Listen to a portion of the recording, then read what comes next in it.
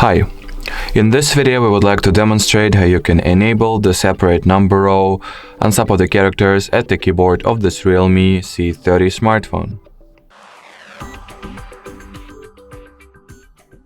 So first of all, that's how the keyboard looks without the separate number line. From here you want to either tap on this cog icon in order for you to get straight into the keyboard settings page, or you can simply launch the general settings app, enter the system category, languages and input, on-screen keyboard, Gboard.